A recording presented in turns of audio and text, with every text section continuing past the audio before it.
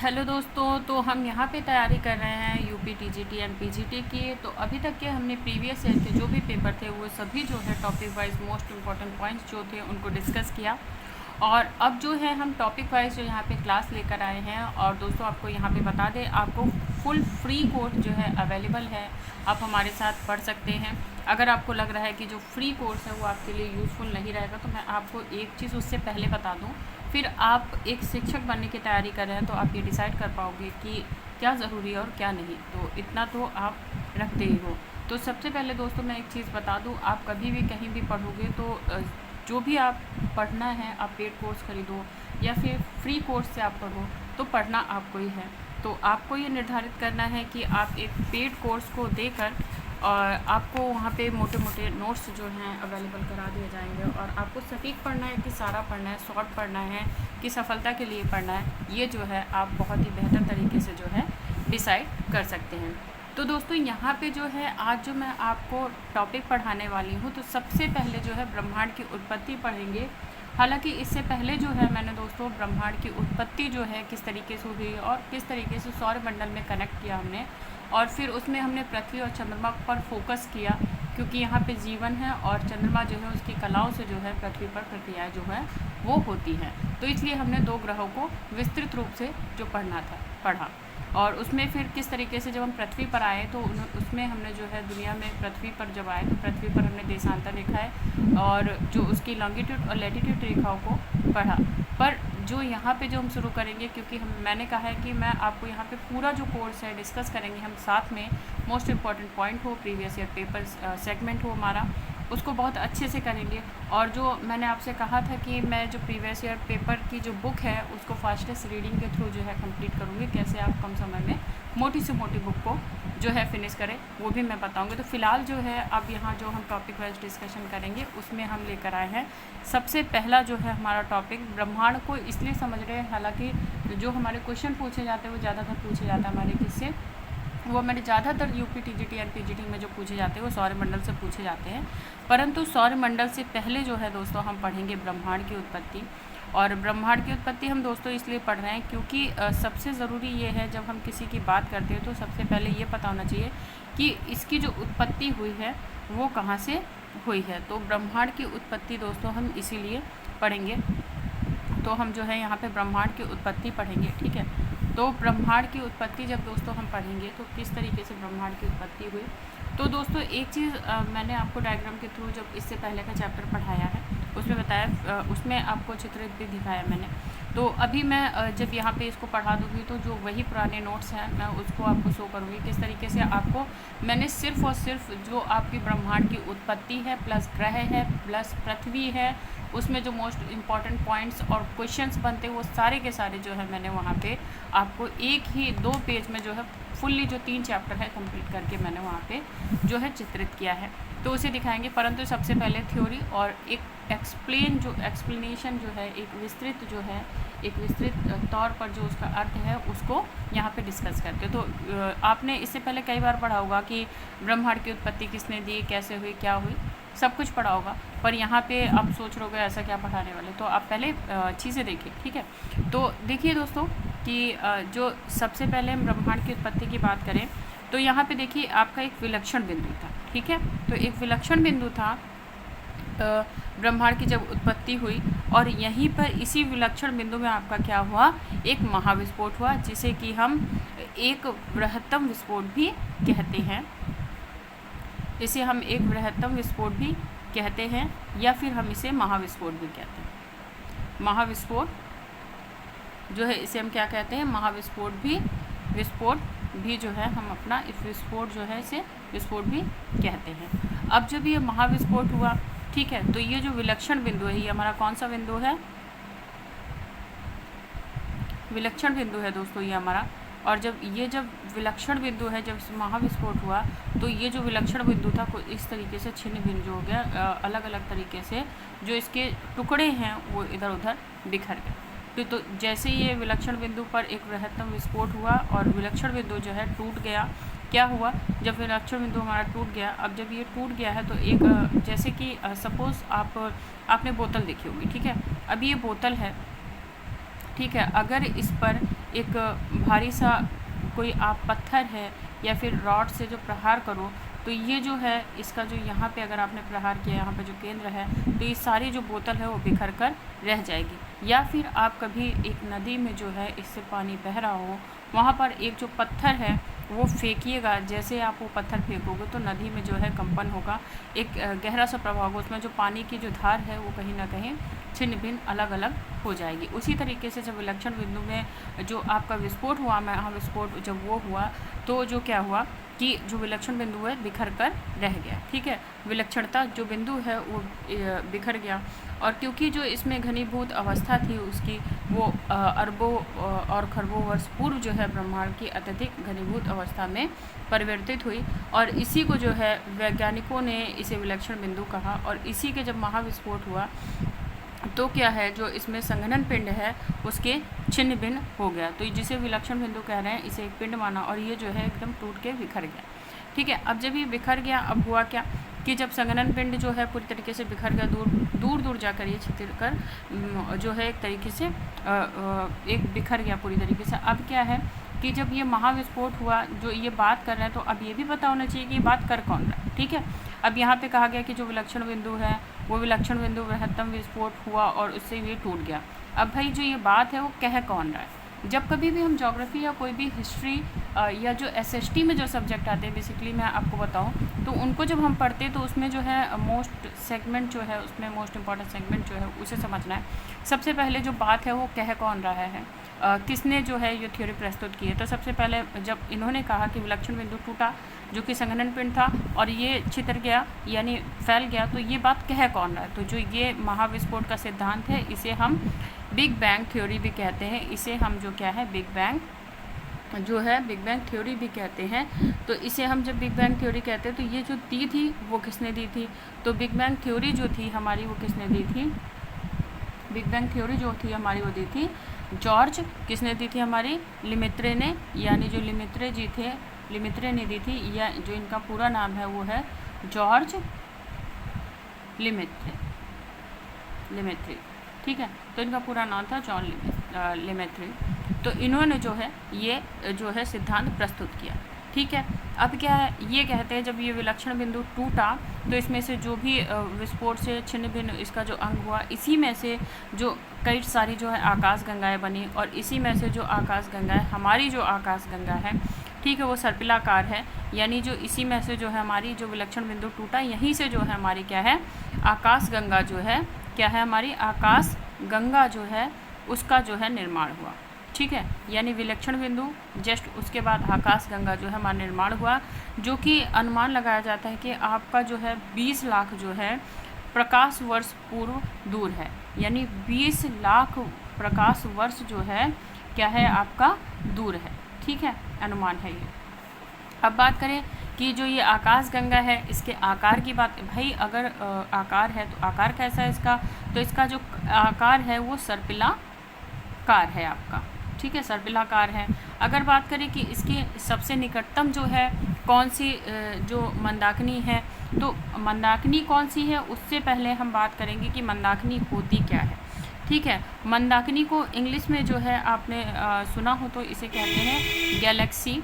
मंदाकिनी को हम इंग्लिश में कहते हैं गैलेक्सी, और गैलेक्सी जो होती है लाखों तारों का जो होता है समूह होता है। गैलेक्सी जो है आपका लाखों तारों का क्या है समूह होता है। तो लाखों तारों का जो है आपका तारों का जो है समूह, सीधे से कहें कि जो तारे हैं उनका समूह जो है वो गैलेक्सी कहलाता है। और आकाश गंगा की जो नज़दीकी गैलेक्सी है उसे हम क्या कहते हैं देवयानी जो है वो जो है देवयानी जो है हमारी ये है जो सबसे निकटतम जो है मंदाकिनी है, यानी आकाश गंगा की सबसे देवयानी जो है आकाश गंगा की सबसे जो है निकटतम है, यानी सबसे निकटतम आपकी क्या है मंदाकिनी जो है क्या है मंदाकिनी जो है आपकी जो गैलेक्सी जो है सबसे निकटतम कौन सी है, देवयानी। ठीक है, सूर्य जिस मंदाकिनी में आता है उसे आकाश गंगा या जो है हमारे क्या कहते हैं दुग्ध मेखला भी कहते हैं, यानी इसे हम आकाश गंगा के नाम से भी जानते हैं और इसे ही हम दुग्ध मेखला या मिल्की वे के नाम से जानते हैं। तो इसे हम दुग्ध मेखला भी कहते हैं, ठीक है। तो यानी जब ये विलक्षण बिंदु टूटा तो यहाँ पे कई सारी आकाशगंगाएं बनी, जिसमें से जिस आकाशगंगा में पृथ्वी है, सारे ग्रह हैं, या फिर जो जीवन की बात करें है तो वो है हमारी किसमें, आकाशगंगा में, जिसे कि हम दुग्ध मेखला भी कहते हैं। और इससे यदि सूर्य की बात करें तो 20 लाख प्रकाश वर्ष दूर है ये। और ये जो इसका आकार जो है वो सर्पिलाकार है। और इसकी जो मंदाकिनियों में जो सबसे नज़दीक मंदाकिनी है, मंदाकिनी किसे कहते हैं, तारों के समूह को कहते हैं, लाखों तारों के समूह को। और जो निकटतम है वो कौन सी है, देवयानी है, ठीक है। अब ये हमारा कॉन्सेप्ट क्लियर हो गया यहाँ से विस्फोट का, ठीक है, कि किस तरीके से जो हमारा ब्रह्मांड की उत्पत्ति हुई। अब बात करते हैं कि आकाश गंगा जो है, ये मंदाकिनी तो भाई तारों का जो समूह है वो सबसे निकटतम जो है देवयानी है।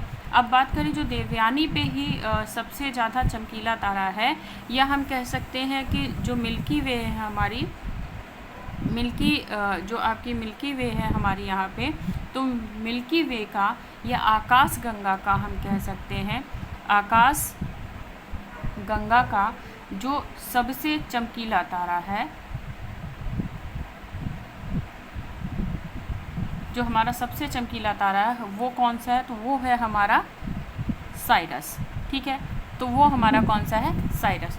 तो यहाँ पे देखिए मैं आपको डायरेक्टली जो है मैं नोट्स यहाँ पे आपको क्रिएट करके दिखा रही हूँ कि किस तरीके से जो हमने पढ़ रखा है उसको हम स्टडी करने के बाद किस तरीके से नोट में कन्वर्ट कर सकते हैं।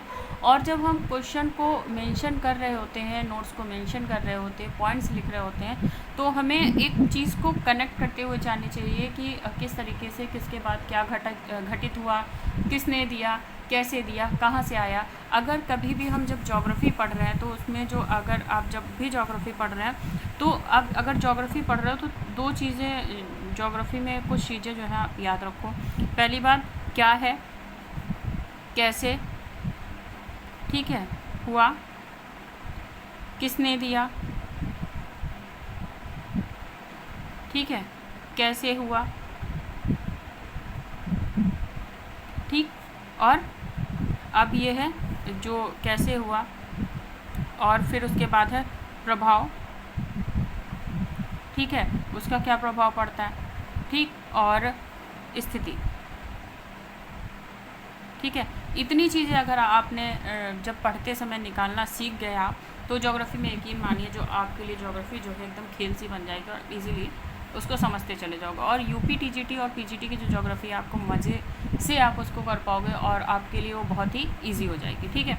तो अब देखिए सबसे पहले हमने ये जानने की कोशिश की कि क्या जो ब्रह्मांड की उत्पत्ति वो क्या हुई, क्या है और कैसे हुई, ठीक है, कैसे हुआ या कैसे हुई, ठीक है, किसने की, ठीक है, किसने इसके बारे में बात की, और कहाँ पे है, ठीक है। तो एक प्रश्न हमारा बन जाता है कहाँ पे। जब कभी भी आप पढ़ो तो अपने आप से प्रश्न करो कि इससे कैसे क्वेश्चन निकल सकते हैं, ठीक है। तो अब यहाँ पे आपको जो नोट्स हैं वो भी अवेलेबल मैं करा दूँगी। बाकी नोट्स जो है आपको 2 पेज में पूरा कन्वर्ट करके दूँगी, बस आपने उसको लिख लिया। फ़िलहाल ये पूरी क्लास देखिएगा ताकि आपको यहाँ से समझ में आ जाए। देन उसके बाद वो आपके लिए नोट्स जो हैं वो एकदम मज़ेदार बन जाएंगे, क्योंकि अगर मैंने इससे पहले वो नोट्स दिए हैं पर मुझे नहीं लगता कि वो आपको समझ में आए होंगे, क्योंकि कहते हैं ना कि जो जिसने लिखा है वो उसको बहुत अच्छे से समझ में आता है। अगर नोट्स की बात करें तो यही वजह होती है कि हम कभी भी किसी के नोट्स लेकर जो है इजीली पढ़ नहीं पाते हो। पेड कोर्स में जब आप वो नोट्स लेते हो ना तो यही वजह होती है कि आप पेड कोर्स में नोट्स तो ले लेते हो पर उसमें जो है आप उसे पढ़ते हो, फिर आप कहते हो कि पेड कोर्स भी लिया फिर भी जो है हम सक्सीड नहीं हो पाए, हमने सफलता नहीं प्राप्त की। तो दोस्तों मैं एक चीज़ ये है कि पढ़ना आपको ही है, पेड कोर्स लो या फ्री कोर्स लो, डिस्कस करना ज़रूरी होता है। और आप इतने बड़े लेवल में हो, आप शिक्षक बनने जा रहे हो तो आपको ये ज़रूर पता होगा कि क्या ज़रूरी है क्या नहीं, ठीक है। तो हमने देखिए आकाश गंगा पे हम पहुंच गए कि आकाश गंगा में हमने मेन जो कीवर्ड्स हैं जो आपने बहुत से बड़े बड़े लोगों को कहते सुना होगा कि जो आप पढ़ो ना तो वो क्या है, कीवर्ड्स से पढ़ो आप, ठीक है। अब कीवर्ड्स से पढ़ने के चक्कर में हम सारा दिन जो है कीवर्ड्स ही ढूंढते रहते हैं कि कीवर्ड्स से कैसे पढ़ें। तो ये है कीवर्ड्स राइटिंग, ठीक है। तो मेन जो है कॉन्सेप्ट वही यहाँ पे आपको बता रहे हैं। तो यही है, अगर आप अपने तरीके से आप इसको लाइन वाइज लिख के याद कर सकते हो, लाइन वाइज आपको समझ में आता तो आप उसको 1 बाय 1 लाइन के थ्रू जो है यहाँ पे डिस्कस कर सकते हो। डायग्राम वाइज समझ में आ रहा है या फिर जैसे मैं यहाँ पे आपको पढ़ा रही हूँ वैसे समझ में आता हो वैसे आप नोट डाउन कर सकते हैं, या फिर स्क्रीनशॉट भी आप इसका ले लीजिएगा, मैं बाद में बहुत अच्छे से तो इसको शो कर दूँगी, बाकी नोट्स भी मैं बाद में दूँगी। बट यहाँ पे हम डिस्कशन कर रहे हैं टॉपिक वाइज, तो उसे डिस्कस करेंगे। तो आप अगर मेरी डेली क्लास आप देखना शुरू कर देंगे तो यकीन मानिए आप ज्योग्राफी का जब भी आपका यूपी टीजीटी का जो पेपर होगा, टीजीटी या पीजीटी का, आपका जो ज्योग्राफी सेक्शन है बहुत अच्छा जाएगा। और मैं ऐसी उम्मीद करती हूँ, भगवान से दुआ भी करूँगी कि अगर आप यहाँ से पढ़ रहे हो और जब आप वापस आओ एग्ज़ाम दे के, तो आप यहाँ पे लिखो कि हाँ जो आपने पढ़ाया वो मेरा इतना इतना आया, और मैंने जो है 63 मार्क्स में जो है ज्योग्राफी का जो टीजीटी है उसमें मैंने इतना किया कि मेरा जो है 62 है, या बहुत लोग आके बताएंगे 50 है या 58 है, 61 है। तो इस तरीके से जब बताएंगे तो मुझे बहुत अच्छा लगता है। ठीक है, तो अब यहाँ पे हम आ गए अपने विलक्षण बिंदु पे। आकाशगंगा का निर्माण हो गया, मंदाकिनियों का हो गया, निकटतम हो गई। ठीक है, अब जो यहाँ पे बात करें कि जो सबसे नज़दीकी तारा जो है सौरमंडल का कौन है, तो ये देखिए आकाशगंगा जो है उसमें जो आकाशगंगा जो है जो सबसे चमकीला तारा है साइरस। अब आकाशगंगा में क्या क्या आता है? आकाशगंगा में देखिए आपका आता है सूर्य और आपके आते हैं ग्रह। ठीक है, और ये सूर्य और ग्रह किस में आते हैं? ये आते हैं हमारे सौरमंडल में, आते हैं सौरमंडल में। ठीक है, सौरमंडल में आते हैं। अब जब सौरमंडल में आते हैं तो सौरमंडल में ये सब आते हैं, और आकाशगंगा के सौरमंडल किस में आता है? आकाशगंगा में। ठीक है, तो इस तरीके से क्या है जो एक चेन है वो बनती चली जाती है। अब यहाँ पे सूर्य है और ग्रह है। ठीक है, अब जो अगर सूर्य है, अब अगर बात करें कि सौरमंडल का सबसे नज़दीकी तारा जो कि हमसे कितना दूर है, तो सौरमंडल। अब ये जो सौरमंडल में है ये सारी चीज़ें, अब सौरमंडल की अगर नज़दीकी तारे की बात करें, नज़दीकी तारे की, तो नज़दीकी इसके कौन सा है? प्रैक्सिमा प्रोक्सिमा सेंचुरी जो है आपका सबसे करीब है। ठीक है, ये सबसे करीब है आपके। ठीक है, अब ये सबसे करीब है। अब अगले पे आ जाते हैं कि जो ये बात करें कि एडविन हब्बल का जो सिद्धांत है वो क्या है, तो मंदाकिनियों का वर्णन, अवशोषण, रेखीय वर्णन जो है या फिर हम कह सकते हैं कि जो तारों का जीवन चक्र है, ठीक है, उसको रंग के आधार पर अभिव्यक्त किया गया है, या अभिव्यक्त विस्थापन जो है रेड शिफ्टिंग कहा गया है, तो उसे ही जो है हमारे एडविन हब्बल ने प्रस्तुत किया था। इसीलिए से जो इनका है समानुपातिक, जो इसको हब्बल नियतांक या फिर हब्बल का नियम भी कहते हैं, जो कि तारों के जीवन चक्र पर निर्भर करता है। इन्होंने कहा था कि जब तारों का रंग नीला होता है तो युवा होते हैं, और जब पीला होता है तो उनमें ज्वाला जो होती है और मतलब बढ़ी हुई होती है, पर जब वो लाल होते हैं तो धीरे धीरे जो है ठंडे हो चुके होते हैं जल के। तो इसके लिए देखिए मैं यहाँ पे हब्बल का जो है आपको हब्बल नियतांक जो है आपको यहाँ पे बताऊँ कि जो हब्बल का नियतांक है, या फिर हम इसे हब्बल का नियम भी कहते हैं, हब्बल नियम भी, क्योंकि ये हब्बल ने दिया था इस वजह से इसे ये कहा जाता है। अब क्या है कि ये है क्या, तो मंदाकिनियाँ जितना दूर हैं उतनी ही तेज़ी से दूर भाग रही हैं। मतलब ये मान लीजिए आपकी ये तारों के ग्रहों की एक मंदाकिनी है, या ढेर सारे हैं, ठीक है, और ये जितना ही किसके दूर जाएंगी, जितना ये क्या कहते हैं मंदाकिनियों से जितनी दूर जाती है, यानी जो अगर बात करें कि जैसे आपकी गति की बात करें, ठीक है, तो अगर जो आपकी देखिए हब्बल नियम क्या कहता है कि निकटतम मंदाकिनियों के वर्णन के अवशोषण के रेखीय वर्णन को लाल छोर की ओर खिसक रही है। ठीक है, अभिव्यक्त विस्थापन है। ठीक है, तो अभिव्यक्त विस्थापन जो है उसे ही हम क्या कहते हैं, रेड शिफ्ट। तो विस्थापन है, विस्थापन कहा जाता है। ये क्या है कि एक संकेत है, मंदाकिनी एक दूसरे से दूर भागती है। मतलब देखिए जैसे ये सपोज़ यहाँ पे ये आपकी ए मंदाकिनी है यानी, और ये बी मंदाकिनी है, तो ये दोनों आपस में पास नहीं आ सकती, ये दोनों जो है फोर्स जो लगाएंगी ये दोनों विपरीत दिशा में लगाएंगी। इसी वजह से कहते हैं कि जो आपकी मंदाकिनियाँ हैं जितनी, मतलब जो मंदाकिनियाँ पता चलता है ऐसे कि प्रेक्षण की जो ऑब्जर्वेशन की बात करें तो उसमें मंदाकिनियों के भागने की गति की बात कही गई है, जो कि उनके समानुपाती होती है। वो कैसे होती है, देखिए मैंने यहाँ आपको बताया ए और बी मंदाकिनियाँ हैं, ठीक है, तो यानी जो मंदाकिनी जितना दूर है वो उतनी ही तेज़ी से भाग रही है। मतलब अगर ये इतनी है, सपोज़ मानिए कि इसकी जो चाल है वो 1 है, ठीक है, और क्योंकि ये करीब है, यदि एक बात करें कि ये जो है यहाँ पे एक C है और यहाँ पे एक D है, तो ये मंदाकिनियाँ हो गई। तो ये मंदाकिनी अब ये वाली है, इसका जो है दूर जाने की गति जो है, गति क्या है, तीव्र होगी, ठीक है, तीव्र होगी गति किसके मुकाबले में, ये वाली गति के, यानी A B मंदाकिनी की जो गति है सपोज़ 1 है, और ये जो C और D मंदाकिनी की जो गति है वो क्या है, इससे ज़्यादा होगी। इसे हम मान लेते हैं कि 1x जो है इसकी गति होगी, यानी ये गति जो है इससे ज़्यादा है। इसका मतलब स्पष्टता अगर बात करें तो क्या निकलती है, जो भी मंदाकिनी आपकी क्या है, जो भी मंदाकिनी जो है आपकी मंदाकिनी जितना दूर है, जो मंदाकिनी जितना दूर है वह उतनी तेज़ी से दूर भागती, ठीक है, उतनी तेज़ी से दूर भागती है। जो जितना दूर है वो उतनी दूर भागती है, ठीक है। अब बात करें कि प्रकाश की किरणों में जितनी भी दूरी है उसे क्या कहा जाता है, तो उसे हम कहते हैं प्रकाश वर्ष दूरी, ठीक है, उसे हम प्रकाश वर्ष दूरी कहते हैं। और ये जो है 94 खरब से लेकर 93 अरब की किलोमीटर के बराबर है आपकी, ठीक है। अब बात करें कि जो अब ये है ब्रह्मांड के रहस्य को, वैसे तो बहुत लोगों ने जानने की बात कही और कोशिश की, पर ये जो है क्वेश्चन जो है आपके TGT या TGT में क्वेश्चन रिलेट बहुत ही कम करते हैं, ना के बराबर। और अब यहाँ पे क्या है कि सबसे ज़्यादा ये जो हमने अब क्या है कि एक इसकी चेन बना लेते हैं, जितना ये अभी तक के हमने पढ़ा है कि किस तरीके से हम इसको शॉर्ट तरीके में एक छोटा सा चित्र के द्वारा अगर हमने हमारे सामने अगर आ गया तो हमें पता चल जाएगा कि उत्पत्ति सिद्धांत क्या है। तो सबसे पहले आप यहाँ पे इसको कह सकते हैं कि यहाँ पे विलक्षण बिंदु था जो कि टूटा, तो यहाँ पे आप कह सकते हो विलक्षण बिंदु महाविस्फोट,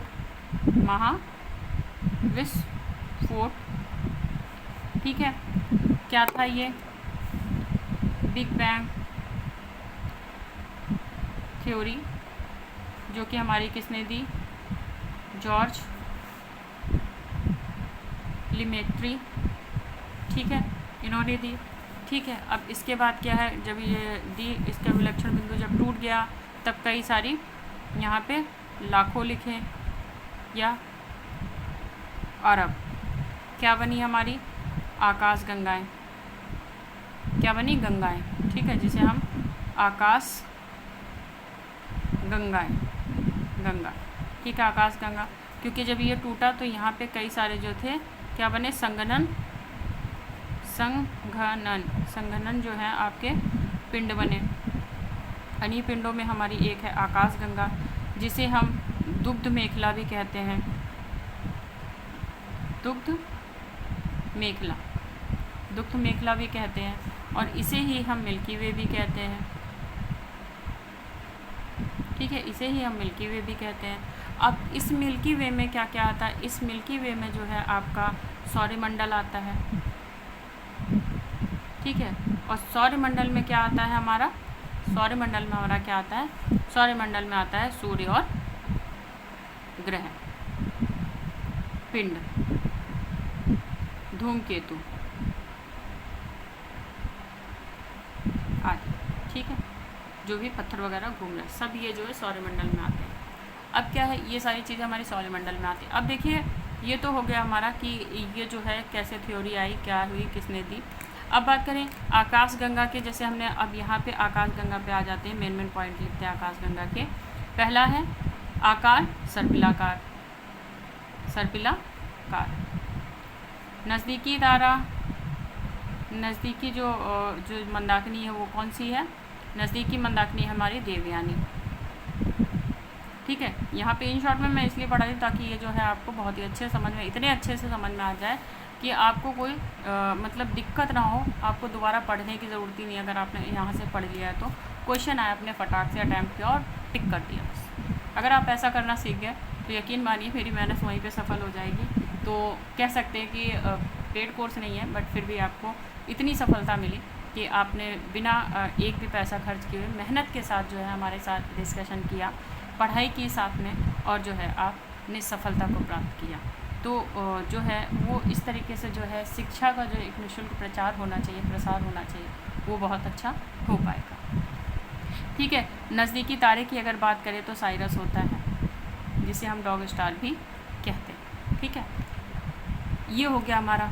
अब बात करते हैं कि सौरमंडल में, अब जब सौरमंडल में हम बात करेंगे, मगर उससे पहले जो हमारी जैसे देवयानी है, ये क्या है, हमारी एक तरीके की गैलेक्सी है, ये हमारी एक तरीके की गैलेक्सी जो है, ठीक है, ये हमारी एक तरीके की गैलेक्सी है। ठीक है, क्या है, गैलेक्सी है।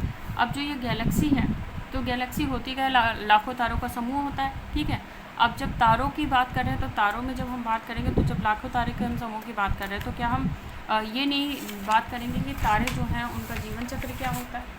तो अब जब मंदाकिनी जो है लाखों तारों का समूह है, तो उनके जीवन चक्र की भी बात करेंगे। ठीक है, तो तारों का जीवन चक्र क्या होता है, तो चलिए तारों के जीवन चक्र को हम देख लेते हैं। तारों का दिख रहा होगा आपको, तारों का जीवन चक्र, जीवन चक्र। अब हम यहाँ बात करेंगे तारों के जीवन चक्र की। अब देखिए, जब मंदाकिनियों का सम्मिलित रूप, प्रत्येक मंदाकिनी लाखों तारों से है, जिन्हें कि हम निहारिकाओं से होता है। तो जो मंदाकिनियाँ हैं वो लाखों तारे हैं, जिनका निर्माण जो है निहारिका से होता है। ठीक है, अब क्या है कि यदि बात करें तारों के विकास क्रम की, तो प्रथम अवस्था जो होती है उसे क्या बोलते हैं, प्रोटोस्टार। ठीक है, और इसके बाद जो है तारों का विकास जो मुख्य अवस्था है वो मुख्य अवस्था में प्रवेश करता है, और इस अवस्था का जो समय है वो 10 बिलियन वर्ष होता है। इसके बाद जो है हाइड्रोजन विनिष्ट होने लगता है और तारों की जो है मृत्यु हो जाती है। किसी तारे का जीवन या अवधि उसके आकार पर निर्भर करता है, सूर्य के आकार पर, जैसे एक सोलर द्रव्यमान है। ठीक है, और इन्हीं तारों की जो अवधि होती है 10 मिलियन वर्ष जो बिलियन जो है वर्ष पूर्व होते हैं। तारा जितना बड़ा होता है उतनी ही जीवन अवधि जो है उसकी कम होती चली जाती है। ठीक है, सूर्य से 50 गुना बड़े तारों का जीवन जो है मिलियन वर्ष का ही होता है। यदि बात करें कि जो निकलता हुआ तारा है वृद्धावस्था की ओर अग्रसर हो रहा है, तो वो बाहरी तरफ फैल रहा है। ठीक है, अब क्या है कि जब तारा जब जवान होता है, जिसे हम कहते हैं, तो वो नीले रंग का होता है। ठीक है, ठंडा होता है, और इसकी जो चमक होती है धीरे धीरे कम होती है जब ये लाल होने लगता है। तो इस तरीके से क्या है कि रक्त दानव भी इसे कहते हैं। ठीक है, अब सुपर रक्त दानव या जिसे रेड सुपर ग्रैंड कहते हैं, तो रक्त दानव क्या है या सुपर दानव क्या है, इसकी अवस्था क्या होती है, नोवा या सुपर नोवा जो है विस्फोट के पश्चात जो तारे हैं अपने आकार में अनुरूप मृत्यु जो है 3 तरीके से होती है। एक तो कृष्ण वैमन, न्यूटन और न्यूटन स्टार और कृष्ण विवर, ये जो 3 प्रकार हैं, इनके ही माध्यम से जो है जो तारों की है मृत्यु होती है। अब देखिए समझते हैं, जैसे ये तारा है। ठीक है, अब ये तारा है, तो ये तारे की मान लीजिए ये प्रथम अवस्था है। तारे की प्रथम अवस्था जो है, ठीक है, इसे हम क्या कहेंगे, प्रथम अवस्था जो है हम इसे क्या कहेंगे, प्रोटोस्टार। ठीक है, इसे हम कहेंगे प्रोटोस्टार। अब जो ये प्रोटोस्टार है, तो ये इसकी प्रथम अवस्था है। इसके बाद क्या है, विकास की मुख्य अवस्थाओं में प्रवेश करता है। तो जो विकास की मुख्य अवस्थाएं हैं, विकास की मुख्य अवस्थाएं, ठीक है, विकास की जो मुख्य अवस्थाएं हैं उसमें जो है आपका समय कितना लगता है, 10 बिलियन। समय कितना लगता है, 10 बिलियन वर्ष तक का ये आपका समय लगता है, 10 बिलियन। ठीक है, 10 बिलियन यहाँ पे समय लग रहा है। अब क्या है कि जो इतना समय लग रहा है, फिर इसके बाद क्या है, जब ये आगे की अवस्था में आता है, अभी इसको मैं रंग के थ्रू भी समझाऊंगी जिससे आपको इजी हो जाए समझने। अब जब ये आगे की अवस्था में आता है, तो क्या है, इसमें हाइड्रोजन जो है ख़त्म होने लगता है, हाइड्रोजन विनिष्ट होने लगता है। क्या होता है, अंतिम जब मृत्यु काल में जा रहा होता है, तो इसमें जो हाइड्रोजन है आपका क्या होता है, हाइड्रोजन जो है विनिष्ट होता है। विनिष्ट मतलब अब वो हाइड्रोजन जो है इसका विनाश हो रहा है, क्योंकि जो तारे हैं वो कैसे बनते हैं, निहारिकाओं से और जो निहारिकाओं होती है उसमें जो अगर बात करें संगठन या गति की, तो उच्च तापमान संलयन के कारण जो है तारों का निर्माण होता है। यानी जो गोले के आकार के संगठन और गति उच्च ताप के कारण जो है संलयन अभिक्रिया से एक तारे का निर्माण होता है। तो यदि बात करें ये जब प्रथम अवस्था है, यहाँ पे अगर बात करें हम तारे निर्माण की, तो यहाँ पे देखिए हम तारे निर्माण की बात करें तो ये जो तारा है इसमें निर्माण की यदि बात करें तो निर्माण कैसा होता है, निर्माण क्रिया जो है इसकी क्या है, निर्माण क्रिया है आपकी यहाँ पे संगठन गति जो है आपकी, ठीक है, संगठन गति होती है। उच्च तापमान होता है आपका, कैसा तापमान जो होता है आपका उच्च तापमान होता है, उच्च ताप होता है तो यानी उच्च तापमान। फिर होती है संलयन प्रक्रिया आपकी, क्या होती है, संलयन जो है, संलयन जो है वो आपकी अभिक्रिया होती है, ठीक है, संलयन अभिक्रिया। सॉरी इतने बड़े बॉक्स में आ नहीं रहा, मैंने पहले ड्रॉ कर दिया, बट आप उसको समझिएगा। संलयन अभिक्रिया होती है। जैसे ही ये सारी जो क्रियाएं हैं यानी संगठन गति होती है, उच्च ताप होता है, संलयन होती है, तारों का निर्माण हो जाता है। और जब ये तारों का निर्माण हो रहा होता है यही इसकी प्रथम अवस्था होती है, जिसे कि हम प्रोटोस्टार कहते हैं। विकास की मुख्य अवस्था में जो जब जाता है तो टाइम लगता है 10 बिलियन वर्ष तक के, और जब विनिष्ट हो रहा था हाइड्रोजन जो है पूरी तरीके से विनिष्ट हो जाता है। जो ये तारा है आकार में बहुत बड़ा हो जाता है, यानी जितना बड़ा होगा, जब तारा जितना बड़ा, जो तारा जितना बड़ा होता है वो मृत्यु की कगार पर ज़्यादा बड़ा होता है। जैसे कहते हैं नहीं कि पाप की गगरी बढ़ गई, और जितनी ज़्यादा बढ़ गई मतलब वो, तो वो क्या है, अब यह विस्फोट हो जाए, ठीक है। उसी तरीके से तारे जो है प्रथम अवस्था में जब होते हैं छोटे होते हैं, फिर वो बढ़ते चले जाते हैं। अब रंग की बात करें तो रंग से कैसे पहचान सकते हैं, रंग से तारा जीवन चक्र, तारा जीवन चक्र, ठीक है।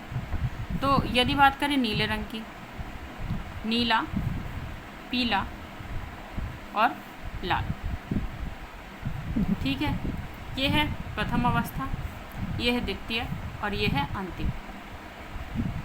अंतिम, या हम इसे तृतीय कह सकते हैं, ठीक है। अब क्या है, जब प्रथम अवस्था यानी प्रोटोस्टार में होता है तो ये नीले रंग का होता है, यानी तारा चमचमा रहा होता है, और ताप जो होता है, तापमान क्या होता है, अधिक होता है, ठीक है। अब क्या है, जब द्वितीय अवस्था में होता है तो पीला पड़ता है, तो इसके मुकाबले में जो ताप होता है वो थोड़ा सा कम हो जाता है। अब जब ये अंतिम लाल अवस्था में आता है, लाल हो जाता है पूरा, जिसे कि हम रक्त दानव कहते हैं। जब ये लाल होता है इसे रक्त दानव कहते हैं। और जो इसके तापमान की बात करें यदि, तो तापमान जो है धीरे धीरे से जो है ये नीचे की ओर जाने लगता है, यानी कम होने लगता है, ठीक है, धीरे धीरे नीचे जाने लगता है यानी कम होने लगता है, ठीक है। अब जब यही जो है, अब रक्त दानव की अवस्था के क्रम की बात करें तो नोवा या सुपरनोवा विस्फोट के पश्चात जो है तारे अपने आकार के अनुरूप मृत्यु के 3 प्रकार में आते हैं। अब देखिए यहाँ पे ये रंग के आधार पे हमने बता दिया, नीला, पीला, लाल, ठीक है। अब जब ये मरते हैं, यानी जब ये जो अंतिम यात्रा है, या इसे मृत्यु काल कह सकते हैं, तारों का मृत्यु काल कहेंगे यहाँ पे, तो मृत्यु काल जो होता है वो भी आपका 3 प्रकार का होता है। ये 3 प्रकार के मृत्यु काल कौन कौन से हैं, देखिए, नोवा या सुपरनोवा विस्फोट के पश्चात तारों का जो है मृत्यु होती है। तो मृत्यु काल जब होती है तो मृत्यु किस वजह से होती है, वो होती है हमारी नोवा या फिर हमारी क्या है, सुपरनोवा, नोवा या फिर सुपरनोवा जो है, दिख रहा होगा आपको, नोवा या सुपरनोवा। देन उसके बाद ही जो नोवा सुपरनोवा विस्फोट होता है, विस्फोट, ठीक है, विस्फोट जो है उसके बाद ही हमारी जो ये 3 अवस्थाएं हैं मृत्यु की आती हैं तारे के पास, ठीक है, उसी के अनुरूप मृत्यु होती है। पहली है हमारी कृष्णा वामन, जिसे कि हम ब्लैक ड्वार्फ कहते हैं, या फिर दूसरी जो है हमारी न्यूट्रॉन स्टार, ठीक है, न्यूट्रॉन स्टार, सॉरी स्टार नहीं है, स्टार। और अगली जो अंतिम है वो है कृष्णा विवर्त। इस 3 प्रकार से जो है हमारी जो तारे हैं उनकी मृत्यु हो जाती है, ठीक है। अब बात करते हैं सूर्य के जीवन चक्र की। ये तो हो गया हमारा तारों का जीवन चक्र, ठीक है। अब बात करेंगे, देखिए हमने क्या कहा कि ये हो गई हमारे तारों का जीवन। अब जैसे कि हमने कहा कि सौरमंडल, ठीक है, सौरमंडल, ठीक है, सौरमंडल में हमारे क्या है, सौरमंडल में हमारे आते हैं ग्रह, ठीक है, हर तरीके के ग्रह, उपग्रह, ठीक है, पिंड आ जाते हैं, धूमकेतु आ जाते हैं, और आदि भी चीज़ें जो हैं वो आ जाती हैं हमारे यहाँ पे। ठीक है, तो सौरमंडल में आ जाए, उसी में जो है सूर्य भी आता है, चंद्रमा भी आता है। ठीक है, तो सूर्य जो है, सूर्य की, अब ये सौरमंडल में जो हमारा आता है सूर्य आता है। तो अब बात करते हैं सूर्य के जीवन चक्र की। तो सूर्य का जो है जीवन चक्र क्या है, तो सूर्य के जीवन चक्र देख लेते चलो। ठीक है, अब हम यहाँ पे सूर्य का जीवन चक्र देखेंगे। तो राइटिंग पे आप मत जाइएगा, थोड़ी सी राइटिंग बहुत ही गंदी आ रही होगी, बट इतनी क्लियर है कि वो चीज़ आपको समझ में आए। अब बाकी मैं सुधार करूँगी और अच्छे से इतना साफ़ लिखूँगी। फ़िलहाल इतना साफ़ मैं लिखती हूँ कि आपको एक एक चीज़ जो है क्लियर दिखे और अच्छे से समझ में आए। बाकी मैं अपने में सुधार करने का प्रयास करूँगी। राइटिंग में काफ़ी टाइम से मैंने लिखा नहीं है, इस वजह से भी राइटिंग थोड़ी जो है गंदी आ रही है। बट आप अपनी पढ़ाई पे ध्यान दें और भगवान से दुआ करेंगे कि आप जो भी एग्ज़ाम इस टाइम पे दें और जो आपका कॉन्सेप्ट है वो अच्छे से क्लियर हो। ठीक है, तो गुड लक आपके अपकमिंग एग्ज़ाम्स के लिए। ठीक है, तो यहाँ पे हम आ जाते हैं सूर्य के जीवन चक्र पर। तो अगर सूर्य दृश्य जो है छोटे तारों की बात करें तो रक्तदानों की अवस्था में जो है नोवा विस्फोट के पश्चात यदि जो है सौरिक द्रव्यमान की बात करें तो ये जो है 1.44 गुना सीमा के अंदर बढ़ता चला जाता है, जिसे कि हम श्वेतवामन कहते हैं। ठीक है, कृष्णवामन क्या है कि मृत्यु के अंतिम अवस्था में होती है कृष्णवामन। तो मृत्यु की जो है अंतिम अवस्था है, अंतिम अवस्था। ठीक है, ये होती है हमारी कृष्णवामन। और श्वेतवामन क्या है, जिसमें जो अंत हो रहा है पर हुआ नहीं है। ठीक है, मध्य आकार के तारे क्या होते हैं, जैसे कि जो मध्य आकार के होते हैं इनका जो सौरिक द्रव्यमान है वो क्या है 3 सौरविक द्रव्यमान के रहने तक के होता है, जिसे न्यूट्रॉन तारे के रूप में परिवर्तित हो जाने के पश्चात जो है घूमते हैं। और न्यूट्रॉन तारे के जो प्लास्क कहते हैं, न्यूट्रॉन तारों को यदि हम बात करें तो हम क्या कहते हैं, न्यूट्रॉन तारों को हम क्या कहते हैं, पल्सर जो है, पल्सर भी कहते हैं। ठीक है, जो कि चुंबकीय तरंगे छोड़ते हैं। तो ये तरंगे कैसी छोड़ते हैं, ये वो छोड़ते हैं हमारी चुंबकीय तरंगे, विद्युत की जो विद्युत है, चुंबकीय तरंगे जो है हमारी यहाँ पे चुंबकीय जो है, चुंबकीय तरंगे यहाँ पे छोड़ते हैं। ठीक है, चुंबकीय तरंगे छोड़ते हैं। तो ये न्यूट्रॉन तारे होते हैं। ठीक है, अगर इनके द्रव्यमान की बात करें, सौरिक द्रव्यमान की, तो सौरिक द्रव्यमान का 3 होता है। ठीक है, अब बात करें जो सबसे पहले हम जिसे कि हम कह रहे थे कृष्णवामन या श्वेतवामन। ठीक है, कृष्णवामन या जो श्वेतवामन होता है उनकी अंतिम अवस्था होती है। इनका जो सौरविक द्रव्यमान है या सोलर मास्क जो है, सोलर मास्क जो है उनका कितना होता है 1.44 गुना जो है होता है इनका सोलर द्रव्यमान इसके अंदर। और ये इसका इससे विवाह होता है 3 होता है। अंतिम अवस्था में जो होती है कृष्ण विवर या फिर ब्लैक होल होता है। इसमें क्या है, गुरुत्वाकर्षण क्षेत्र इतना प्रबल हो जाता है कि इसमें कुछ भी बाहर नहीं जा सकता। यही है विद्युत चुंबकीय तरंगे भी नहीं होती हैं। इसकी उपस्थिति का जो ज्ञान है अनर्थ के साथ जो है क्रिया में समाप्त हो जाता है। चंद्रशेखर सीमा क्या है, भारतीय वैज्ञानिकों के अनुसार जो है सुब्रमण्यम चंद्रशेखर, इन्होंने 1930 में क्या है सौरिक द्रव्यमान की जो सीमा है वो निश्चित की थी, जिसकी हम यहाँ बात कर रहे हैं। ठीक है, तो न्यूट्रॉन के जो स्टार थे जिसे कि हम कृष्णा विवर यानी ब्लैक होल में पढ़ेंगे, ब्लैक होल में। तो इसके बाद चंद्रशेखर ने कहा था कि नोवा या सुपरनोवा विस्फोट के बाद जो है अवशेष तारों के द्रव्यमान को जो है सुनिश्चित करते हैं। अब ये तो हो गया। अब तारामंडल क्या होता है, कई तारों के लाखों तारों के समूह को जो है तारों का मंडल कहते हैं। और सप्तऋषि जो तारामंडल है उसकी आकृति भालू के आकार की। ठीक है, तो जब हम तारों को पढ़ रहे हैं तो तारों में एक सबसे इम्पोर्टेंट तारे की बात करेंगे। ये तारों को हमने पढ़ा, यहाँ पे हैशटैग कर लें। सबसे जो महत्वपूर्ण तारा है तारामंडल में, तारामंडल। और यहाँ पे जो तारा है हमारा इम्पोर्टेंट जो है सप्तऋषि तारा, जो कि भालू के आकार का है। आपका सप्तऋषि तारा जो है, सप्तऋषि तारामंडल जो है, तारामंडल आपका ये कैसा है, भालू आकार का। आकार कैसा है, भालू का। अब क्या है, तारामंडल में विभिन्न समय दिखाई देते हैं। किसी तारामंडल को सर्वाधिक चमकदार नक्षत्र यानी अल्फा नक्षत्र, और उसी को कम चमकदार जो है सो बीटा नक्षत्र, और जो इसी प्रकार का नक्षत्र उसे गामा नक्षत्र कहते हैं। और खगोलीय संघनन जो है जिसे कि हम IQS के अनुसार बात करें तो इसमें तारामंडल जो है वो 88 तारामंडल है, जिसमें कि अधिकांश जो है दक्षिण गोलार्ध पर हैं। ठीक है, तो यहाँ पे तारामंडल जो है बहुत ज़्यादा है, और टोटल अगर तारामंडल की बात करें तो टोटल तारामंडल 88 है, जिसमें से सर्वाधिक यदि बात करें तो ये दक्षिणी गोलार्ध की तरफ जो है तारामंडल जो है ज़्यादा है। ठीक है, ये भूमध्य है और ये उत्तरी है। ठीक है, तो दक्षिणी पर जो है आपके तारामंडल ज़्यादा है, तारामंडल जो है आपके दक्षिणी पर ज़्यादा है। ठीक है, और अगर बात करें तारामंडल सप्तऋषि में, तो सप्तऋषि में 3 तरीके के हैं। एक तो अल्फ़ा, बीटा, गामा। अल्फ़ा, ठीक है, इसे यूँ, और ये है बीटा, और ये हमारा न्यू करके जो है कुछ इस तरीके से गामा है। ठीक है, अल्फ़ा, बीटा, गामा, ये सभी हमारे क्या है, तीनों जो है हमारे नक्षत्र हैं। अल्फ़ा, बीटा, गामा जो है हमारे नक्षत्र हैं। ठीक है, तो अब ये हो गया। अगर बात करें सूर्य की परिक्रमा करते समय जो है 12 नक्षत्र समूह से होकर गुजरता है, जिसे कि राशि कहते हैं, और यही जो राशियाँ, अब देखिए जो कहते हैं ना सूर्य का ये हो गया, मतलब नक्षत्र ग्रह भारी हैं, तो वो किस तरीके से, इसको हम थोड़ा बाद में कवर करते हैं। फिलहाल अभी जो इससे सेगमेंट निकल रहा है उसे कवर कर लेते हैं, इसको आगे देखते हैं। ठीक है, तो यहाँ पे मैं इसको थोड़ा और बता दे रही हूँ, बाकी यहाँ पे जगह नहीं बच रही इसलिए मैंने काटा, सॉरी। ठीक है, और अब यहाँ पे जो है हमने तारा पढ़ा था, थोड़ा सा मैंने जो कॉन्सेप्ट है तारा पढ़ा, तो इसको जो है मैं यहाँ पे डिटेल से क्लियर कर दूँ ताकि आपका जो है एक लगा हुआ कॉन्सेप्ट जो है क्लियर हो। ठीक है, तो ये हमने तारा पढ़ लिया, तारे का जीवन चक्र पढ़ लिया। अब यहाँ तारामंडल पढ़ेंगे। ठीक है, पहले हम तारामंडल पढ़ेंगे, देन उसके बाद आगे जो है हमारा सूर्य का जीवन चक्र उसे डिस्कस करेंगे। तारामंडल है, तारामंडल में सबसे जो महत्वपूर्ण है वो हमारा सप्तऋषि तारामंडल है।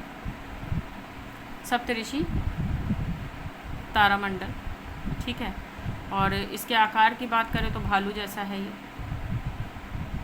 ठीक है, भालू आकार का। ठीक, और यहाँ पे जो सप्तऋषि है इसमें जो नक्षत्र हैं 3 नक्षत्र हैं। नक्षत्र जो है यहाँ पे 3 हैं। 3 नक्षत्र कौन कौन से हैं आपके, एक तो आपका अल्फ़ा है, दूसरा बीटा है, तीसरा जो है आपका गामा है। अल्फ़ा, बीटा, गामा, 3 नक्षत्र हैं आपके। ठीक है, इन तीनों नक्षत्र 3 नक्षत्र हैं। यदि तीनों नक्षत्र जो हैं खगोलीय संघनन की बात करें तो यहाँ पे तारामंडल, जिसमें कि अधिकांश जो है तारामंडल कितने हैं, अगर यहाँ पे सप्तऋषि तारामंडल, अगर कुल तारामंडल की बात करें, कुल तारामंडल बराबर आपके हैं 88। ठीक है, जिसमें से अधिकतम यदि बात करें अधिकतम तारामंडल की, तो अधिकतम जो है आपके तारामंडल जो है वो आपके किधर है, वो है दक्षिणी गोलार्ध पर। दक्षिणी गोलार्ध पर जो है तारामंडल ज़्यादा है। ठीक है, और जो ये नक्षत्र हैं सूर्य की परिक्रमा करते समय 12 नक्षत्र समूह से होकर गुजरती है। ठीक है, तो ये तारे हैं, तो ये जब सूर्य जो है परिक्रमा करता है, ये मानिए सूर्य है, जब ये परिक्रमा करता है ऐसे करके, तो इसके आसपास जो है 12 नक्षत्र जो है नक्षत्रों से होकर ये गुजरता है, और ये जो 12 नक्षत्र हैं ये ही राशियाँ हैं, यही आपकी जो है राशियाँ हैं, यही हमारी राशियाँ हैं। और ये राशियाँ आपने सुना होगा, सिंह राशि, मकर राशि, और वृष राशि, मिथुन राशि, कर्क राशि, कर्क राशि, इसी तरीके से 12 राशियाँ होती हैं अपनी। ठीक है, तो चलिए राशियों के वैसे तो नाम पूछे नहीं जाते हैं, फ़िलहाल फिर भी हम जब इसे पढ़ रहे हैं तो उस चीज़ को कवर कर लें अगर उससे बनते हैं क्वेश्चन तो। ठीक है, फ़िलहाल वैसे आना नहीं है पर देख लेते हैं एक बार, क्योंकि जिसे भी हम ज़्यादा लाइटली लेते हैं अगर वो आ जाता है तो फिर हम सोचते हैं यार ये हम न्यूज़पेपर में भी देखते थे। तो मेष राशि, वृष राशि, और मिथुन राशि, कर्क राशि, सिंह राशि, कन्या राशि, तुला हो गया, वृश्चिक हो गया, वृश्चिका, धनु राशि हो गई आपकी, मकर राशि हो गई, कुंभ राशि हो गई, और मीन। तो एक ही बार जो है इसमें पीजीटी में एक क्वेश्चन पूछा गया था कि वृश्चिक राशि का जो चिन्ह है वो क्या है, प्रतीक चिन्ह। ठीक है, तो अब यहाँ पे हम बात करें मेष राशि की तो भेड़ है, वृष की बात करें बैल है, मिथुन की करें तो स्त्री पुरुष है, और कर्क की करे तो केकड़ा है आपका, सिंह की करे तो शेर, कन्या की करे तो लड़की, और अगर बात करें तुला की तो तराजू, वृश्चिक की यानी बिच्छू, धनु की यानी धनुष, मकर की यानी आपका जो है मगर है, और कुंभ की यानी घड़ा, और मीन की मतलब मछली जो है इसकी आपकी जो नक्षत्र से गुजरने वाली राशियाँ हैं। अब हम जब यहाँ पे अब पढ़ेंगे, हम सबसे पहले किसको पढ़ेंगे, अब हम पढ़ेंगे यहाँ पे, अब हम आते हैं अपने सौरमंडल पे। अब हम आ जाएंगे यहाँ पे सौरमंडल पर। तो देखिए हमने जो अभी तक के पढ़ा है उसे मैं एक बार आपको दिखा दूँ। अगर आप स्क्रीनशॉट लेना चाहें तो ले लें, तो काफ़ी गंदा सा लिखा हुआ है, बट इसको आप अपने हिसाब से लिखेंगे तो आप अच्छे से लिख पाएंगे, ठीक है।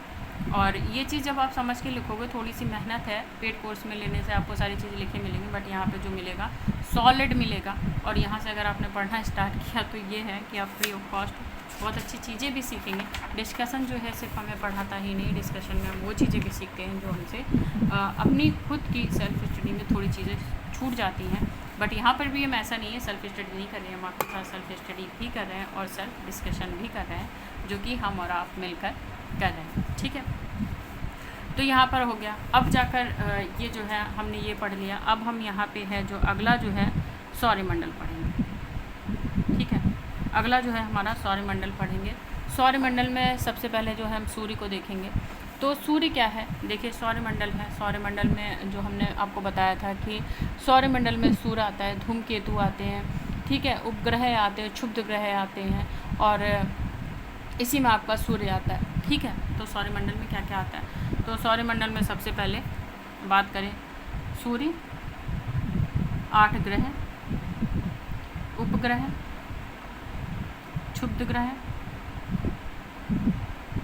और उसके बाद धूमकेतु, ठीक है, आदि जो है इसमें सम्मिलित होते हैं, ठीक है। अब सूर्य क्या है, तो पृथ्वी के सभी ग्रह जो है सूर्य की परिक्रमा करते हैं, सभी को पता है। और प्रत्येक ग्रह जो है सूर्य के चारों ओर एक परिक्रमा करने लगा है, और उस जो ग्रह को वर्ष जो एक वर्ष में करता है उसे वर्ष कहते हैं। और इस अवधि की बात करें तो सूर्य से ग्रह की दूरी तक निर्भर करती है ये। सूर्य के चारों ओर घूमने वाले जो भी ग्रह हैं घूमते हैं, उस चक्कर की अवधि को जो है एक दिन होता है। यद्यपि ग्रहों की जो अपनी धुरी होती है उसी घूर्णन पे गति पर वो घूमते रहते हैं। सभी ग्रह अपने अक्ष पर एक निश्चित दूरी पर झुके हुए हैं, जिसके परिणाम दिन और रात्रि होती है, और अनुक्रमिक जो है ये बढ़ते रहते हैं और घूमते रहते हैं, ठीक है। अब सूर्य क्या है, कैसा है, तो देखिए मान लीजिए ये सूर्य है, ठीक है, सपोज़ ये सूर्य है, सपोज़ क्या ये सूर्य ही है, कॉपी पे इतना बड़ा दिख रहा है, बाकी बहुत बड़ा है, ठीक है।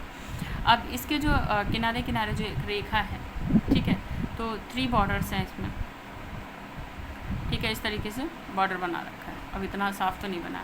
देन उसके बाद ये जिसे हम कहते हैं कि त्रिभुजाकार की आकृति है, इस तरीके से ये पूरे में बनी हुई है। फिलहाल मैं 1 ही 2 बना रही हूँ यहाँ पर, ठीक है, तो इस तरीके से बनी है। तो जो सबसे ये बाहरी है आपका, इसे हम कहते हैं परिमंडल। क्या है, परिमंडल।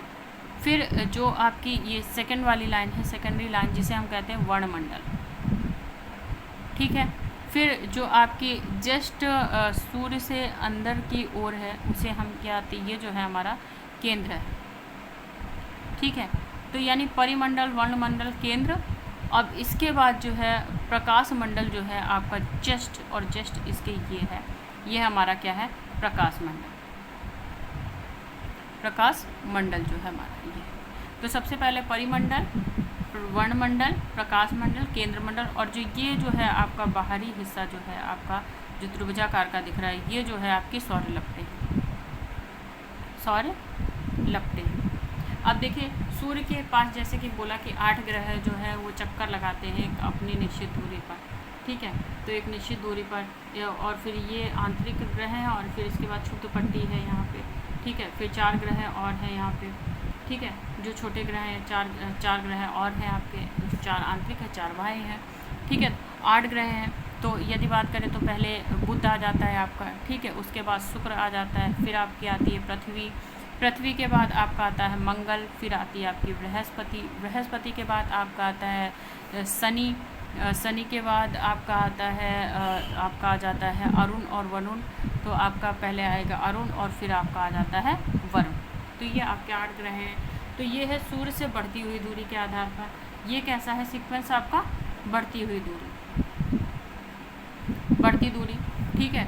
अब बात करें अगर घटती हुई दूरी के अनुसार, आकार के अनुसार यदि बात करें, ये तो हो गया बढ़ती हुई दूरी के अनुसार। अब बात करते हैं आकार के अनुसार, आकार अनुसार, ठीक है, अनुसार। आकार अनुसार यदि बात करेंगे तो सबसे पहले आ जाएगा बृहस्पति बड़ा है, ठीक है। बृहस्पति के बाद आ जाएगा आपका शनि, शनि के बाद आ जाएगा आपका अरुण, अरुण के बाद आ जाएगा आपका वरुण, वरुण के बाद आ जाएगा आपकी पृथ्वी, पृथ्वी के बाद आ जाएगा आपका शुक्र, शुक्र के बाद आ जाएगा मंगल, मंगल के बाद आ जाएगा बुध, जस्ट उसका उल्टा, ठीक है। अब सूर्य की उत्पत्ति कैसे हुई? तो सूर्य की उत्पत्ति जो है, इसके मुख्य जो सिद्धांत है लोगों ने प्रस्तुत किए, वो सिद्धांत कौन से उनको भी मैं बताऊंगी। और बाकी परिमंडल क्या होता है, वर्णमंडल क्या होता है, ठीक है, और किस तरीके से ये प्रक्रिया जो है होती है। तो ये जो है सूर्य की जो उत्पत्ति पर कई लोगों ने सिद्धांत दिए। उन सिद्धांत को देखते कौन कौन से लोगों ने सिद्धांत दिया और क्या क्या सिद्धांत दिया है, ठीक है। तो चलिए हम देखते हैं कौन कौन से सिद्धांत दिए और क्या क्या सिद्धांत दिए हैं भाई। तो वो भी देख लेते हैं, क्यों छोड़े थे, जब पढ़ ही रहे तो अच्छे से पढ़ेंगे। तो अब यहाँ पे आ जाते हैं सूर्य उत्पत्ति के सिद्धांत पर।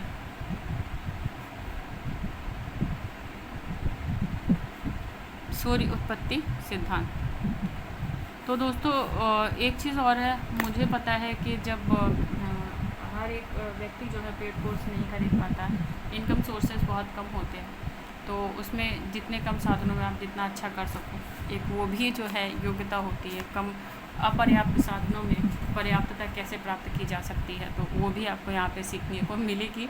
जैसे कि कितने कम साधनों में भी हम किसी को पढ़ा सकते हैं, या कितने बिना किसी पेड कोर्स के भी हम पढ़ सकते हैं। तो कम कीमत पे भी हम बहुत अच्छा पढ़ सकते हैं, या बिना कीमत के भी हम पढ़ सकते हैं।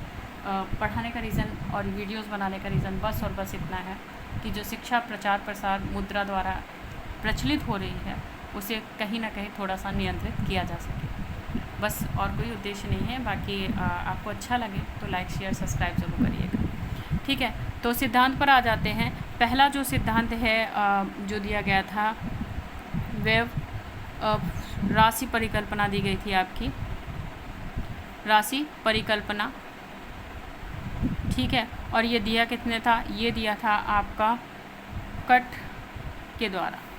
अब बात करते हैं निहारिका, निहारिका सिद्धांत। निहारिका सिद्धांत जो है आपका किसने दिया था? वो दिया था आपका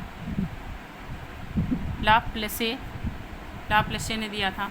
अगला जो आता है आपका आ जाता है ज्वारीय परिकल्पना, ठीक है, ज्वारीय परिकल्पना, जो कि हमारी दी थी जेम्स जीन्स एवं हेरोल्ड जेफरी ने, जेफरी। अगर बात करें ग्रहपिंड की, ग्रहपिंड परिकल्पना थी आपकी, ठीक है, ये हमारा दिया था चैम बॉर्लिन ने, और इनके एवं इनके साथ जो माल्टन थे उन्होंने, ठीक है। जस्ट इसके बाद दी गई हमारी संयुक्त तारा परिकल्पना, ठीक है, तारा परिकल्पना, जो हमारी दी थी किसने? H.N. रेस्ले ने दी। अंतिम जो थी जिसे हम सुपरनोवा कहते हैं, सुपर चल रही है भाई ये, और ये सुपरनोवा परिकल्पना अभी हम तारों में भी पढ़ रहे थे, तो ये परिकल्पना दी। तो ये जो थी किसने दी थी? हमारी होयल तथा लिटन द्वारा, ठीक है। तो ये परिकल्पना जो है सूर्य को लेकर दी गई है। अब बात करते हैं कि प्रकाश मंडल क्या होता है। देखिए हमने जब बताया था, अब प्रकाश मंडल क्या है, जहाँ पर देखिए मैं एक चीज़ आपको दिखा दूँ, जो मैंने अभी सूर्य बनाया थोड़ी देर पहले, बहुत ही सुंदर सूर्य है। बाकी आप मेरे से अच्छा सूर्य बनाइएगा, मेरा सूर्य बहुत ही ज़्यादा विकसित हो रखा है, बहुत बढ़िया से विकसित हो रखा है, ठीक है। अब बात करते हैं यहाँ पे प्रकाश मंडल की। तो प्रकाश मंडल क्या है? सूर्य के दृश्य की सतह सूर्य के प्रकाश मंडल प्रकाश के रूप में प्रदत्त करती है, ठीक है, इसे ही हम कहते हैं। और जो इसका तापमान होता है 15 मिलियन डिग्री तक के होता है। केल्विन में यदि बात करें तो तापमान जो है 5706 डिग्री केल्विन जो होता है। सूर्य के अंदर जो है स्थिति जो है हाइड्रोजन हीलियम जो है संलयन के कारण उत्पन्न होती है।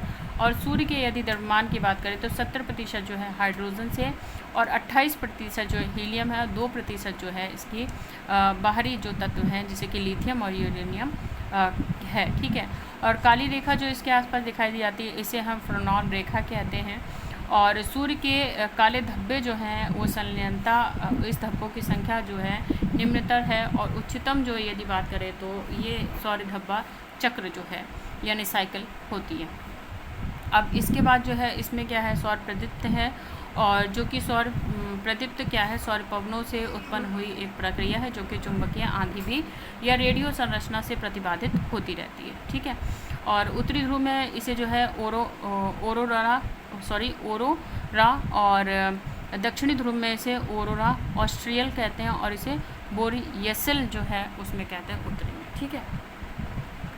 ये जो पवनें चलती हैं। ठीक है। सूर्य की जो अंतरिक्ष में जो है ये सफ़ेद दिखाई देता है और सूर्य वातावरण की परतों से गुजरता हुआ प्रकीर्णन जो है उसे ही लाल केसरिया जो है पीला रंग जो है इसका दिखाई देता है। ठीक है। बाकी सूर्य जो है सफ़ेद। ये हो गया। अब इसमें जो है अब जो है ग्रहों को पढ़ेंगे। तो यहाँ पे हमने सूर्य का जो है आयु की बात करें तो 5 अरब वर्ष से की है और कुल जीवन चक्र काल जो है इसका 10 अरब वर्ष का है। ठीक है। और इसमें जो है सूर्य के बारे में हमने इतना पढ़ लिया। अब जो अगला वीडियो होगा दोस्तों उसमें हम पढ़ेंगे सौरमंडल और सौरमंडल में ग्रह। तो इतना सारा जो मैंने आपको अभी यहाँ पे पढ़ाया है और तो मैं आपको एक चीज़ बता दूँ कि किस तरीके से मैंने जो इसको बहुत ही छोटे में कन्वर्ट कर रखा था। तो ये मैंने कैसे कर रखा है तो मैं आपको दिखाऊँ। जो मैंने इससे पहले जो आपको है बहुत ही छोटा सा एक डायग्राम सा दिखाया था, आपको लग रहा होगा अजीब सा, आपको उस टाइम पे नहीं समझ में आएगा, बट अब आप इसको देखोगे तो आपको ये एक चमत्कार लगेगा। थोड़ा सा मैं इसे ऊपर कर लेती हूँ। तो अगर अब जो है आप इसे देखोगे तो मैं थोड़ा अपना हाथ सेट करूँ ऊपर तब आपको ये दिखाई देगा। तो हाथ से पकड़ना में देन उसके बाद थोड़ा सा दिक्कत हो जाती है सेट करने में। अगर ये सेट हो गया तो जिस तरीके से मैंने सेट कर रखा है आप देखोगे तो आपको कैसे सेट कर रखा है, बस सेट कर रखा है किसी तरीके से। ठीक है। तो अब देखिए जैसे जब आपने मेरे से पढ़ लिया, अब देखिए यहाँ पे आप विलक्षण बिंदु देखते ही आप कनेक्ट कर पाओगे। ये विलक्षण बिंदु है, विस्फोट हुआ, बिग बैंग थ्योरी है जो हमारी लेमेत्री ने दी, जॉर्ज लेमेत्री ने। उसके बाद क्या है, प्रकाश वर्ष दूरी इतनी है, देवयानी जो है आकाशगंगा के नज़दीक है, वो सर्पिलाकार है। आकाशगंगा को मिल्की वे कहते हैं, इसे नग्न आँखों से देख सकते हैं। साइरस जो है इसका चमकीला तारा है। ठीक है। अब देखिए कितनी फास्टेस्ट रीडिंग जो है हम अब कर पा रहे हैं क्योंकि हमारे पास सारे कीवर्ड्स जो हैं यहाँ पे उपलब्ध हैं। ठीक है। और अगर इससे पहले मैं आपको इसको डायग्राम दे के समझाती तो शायद आपको समझ में नहीं आता। अब ये आपको चमत्कार लगेगा, पहले ये आपको चकित सार लग रहा होगा, बट ये अब आपको चमत्कार लगेगा। ठीक है। और इससे क्वेश्चन बनते ज़रूर हैं। ठीक है। अब यहाँ पे आ जाते हैं जो आपके गैलेक्सी में है चमकीला तारा, ये जो बड़ा दिखा रखा है ना, तो उसकी अवस्था को प्रस्तुत करता है। मंदाकिनी जो गैलेक्सी जो है लाखों तारों के जो योजनाबद्ध क्रमबद्ध योजना से युक्त योजना है। ठीक है। और ये जो है एडविन हब्बल ने जो है इसे गैलेक्सी वर्णन में दिया और लाल छोर जो है खिसकने की बात कही इन्होंने। ठीक है। इसे ये हब्बल नेतांक भी कहा जाता है। ठीक है। अब इसके बाद क्या है, हम आ गए तारों के जीवन पे जो कि तारों का 150 अरब वर्ष का होता है। ठीक है। व्यास है उसकी बात कर ले हम, 1 लाख का जो प्रकाश वर्ष का व्यास है। चमकीला तारा जो कौन सा है हमने बताया था आकाशगंगा का, वो है साइरस, जिसे कि हम चमकीला तारा या व्यक्त या लुप्तक भी कहते हैं। ठीक है। आयु की बात करें यदि सूर्य की 5 से जो आपकी 5 अरब से 10 अरब तक के जो इसकी आयु जीवन काल चक्र की है। ठीक है। अब यहाँ पे सूर्य की बात करें तो सूर्य किस तरीके से, सूर्य जो है इसका परिमंडल क्या है, वर्णमंडल क्या है, प्रकाश मंडल क्या है, केंद्र मंडल, सौर लगते।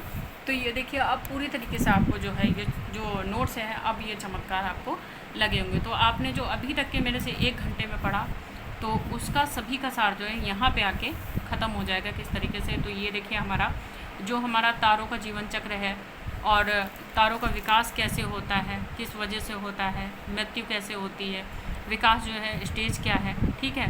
और निर्माण कैसे है, गुरुत्वाकर्षण बल और गैसीय धूल बदलाव के कारण संगठन संलयन उच्चतम ताप संलयन अभिक्रिया के द्वारा जो है तारों का निर्माण होता है। विकास जो होता है, प्रथम अवस्था जो है प्रोटो स्टार है जिसमें कि तारे बनना शुरू होते हैं। 10 मिलियन वर्ष बाद जो है हाइड्रोजन विनिष्टता के कारण इनका विनाश हो जाता है। ठीक है। अब देखिए कितना ईजी हो गया है, 1 से 2 मिनट में हम पूरा ख़त्म कर देंगे जो अभी तक के हमने पढ़ रखा है। तो यहाँ पे सिर्फ आपको पढ़ाया नहीं जा रहा है, समझाया जा रहा है कि किस तरीके से आप ज्योग्राफी को एंजॉय करके पढ़ सकते हो, या जो यूपी टीजीटी में जो आपके 4 सब्जेक्ट कॉम्बिनेशन बनता है, जैसे यहाँ पे यूपी में है, यूपी में जब आपका टीजीटी आएगा तो 2 कॉम्बिनेशन में आप सब्जेक्ट जो आप सेलेक्ट कर सकते हैं, उनसे जो है अपना क्वेश्चन पेपर सॉल्व करेंगे। बट एनवीएस या केवीएस दोगे तो वहाँ पे आपको चारों सब्जेक्ट जो है ये एसएसटी में वो आते हैं और कॉमन होते हैं, 80 नंबर में वो आते हैं। बाकी आपका जो जनरल अवेयरनेस का पेपर है, फर्स्ट पेपर, वो आपका होता है, ठीक है।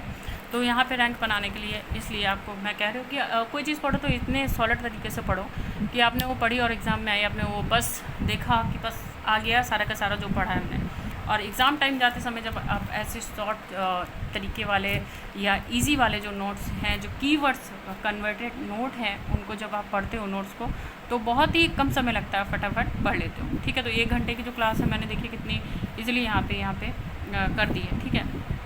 अब इसके बाद हम यहाँ पे देखिए ग्रहों पे आगे, हमने ग्रहों को भी पढ़ा था, सीक्वेंस को भी पढ़ा था। अब जो है यहाँ पे हमने सौरमंडल के सिद्धांत भी सारे पढ़ लिए।